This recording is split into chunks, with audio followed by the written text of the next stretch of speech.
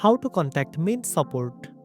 First of all, the easiest way to get help from Mint support is through their official website. You need to visit mint.intuit.com and head to the resource tab at the top of the page.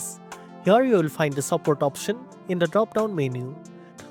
Click on support to access the Mint Help Center, where you will find a wide range of helpful articles, guides, and answers to common questions about using Mint. Next, you can browse through the frequently asked questions or common issues to see if your problem has already been addressed. This step can save you time because many problems have quick solutions available right there without needing to contact support. If you don't find the answer you need, you can contact Mint support directly. Look for the Contact Us link and you will see their phone number displayed clearly. You can easily reach out by calling this number for live assistance from their support team. And that's it. Now you know how to contact Mint support.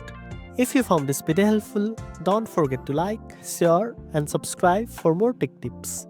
Thanks for watching, and I'll see you in the next one.